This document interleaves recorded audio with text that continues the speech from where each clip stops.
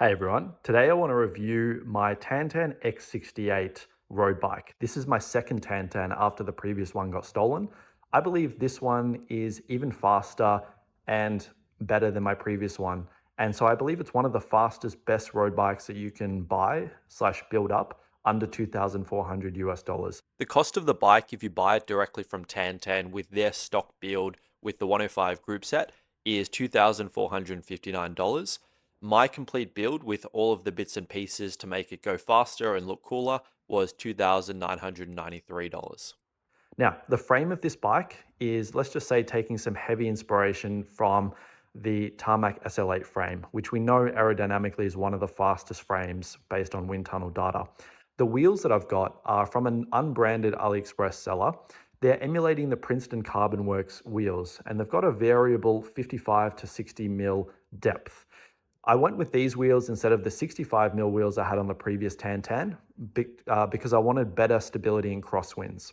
The 65 mils might be fast if there's absolutely no wind, but I believe these are faster given the fact that in Melbourne where I live, there's often crosswinds. The tires are the same as what I had on the previous TanTan, which are the GP5000 Continental tires in Tubeless, but I've made one change. Well, two changes. The first is I got the tan wall just for aesthetics. I think it looks a bit nicer. But the second one is I have a 28 mil front and a 30 mil rear, whereas previously I had 30-30. The reason for that is the 28s are a little bit more aerodynamic. So I think you save around 1 watt. And I found having the 30 on the back is more than enough in terms of comfort. The group set is a full Shimano 105 Di2 group set, but I've made a few changes to make it even faster. If we go down to the drivetrain, I have a KMC chain, which is faster than the 105 chain. And I've got a cassette from ZTTO that's a super lightweight cassette. I'll put the weight on the screen now compared to the 105 cassette. In terms of the gear ratio, I have a 52-36 front chainring, and I have an 11-30 rear cassette, which is perfect for crit racing. Because you don't really need the bigger climbing gears. But I also have this cassette if I want to do climbing, which is an 11-34. So if there's any steep sections, if I'm doing a road race, I'll definitely swap out that cassette for this one. I've also got an oversized pulley wheel system from a brand called RYET, which should save about 1 watt or so. In terms of the water bottle system, I've gone with this brand, which is apparently called Ahyka. As you can tell, it takes some heavy inspiration from the water bottle system on the new Trek Madone. The beauty of these bottles is they can actually hold regular water bottles as well. So you can see that they have quite an aero profile. So I do believe you save around 2 to 3 watts according to Trek's data compared to round bottles. You can see that they're quite secure. Like it takes quite a bit of force to bring out the water bottle, which means that if you go over a pothole, it's unlikely to come out, which is what you want. You want that stability. And I say that because with the previous water bottle system I had on my TanTan, which is this one, although the profile is narrower, and this one's probably maybe another 1 to 2 watts faster at a guess over this one. Again, I don't have data for that. The problem with this one is in crosswinds, because it has a big lateral surface area, it becomes a bit of a sail if you have 2 of these bottles and it kind of blows a bit back and forward. And secondly, although it's relatively secure, once or twice I went over potholes and the bottle did come out, which is not ideal. These ones so far have been very secure and have shown no sign of coming out. Moving to the saddle, I've got the saddle that came with the bike, okay? So it's from a brand called Plselis. Again, you got to love these AliExpress brand names. The reason I went with this saddle is it has a wider cutout than the previous saddle I had, which was this saddle, okay? I bought a couple of these. So this was on the bike that was stolen as well. This is a RYET 3D printed saddle.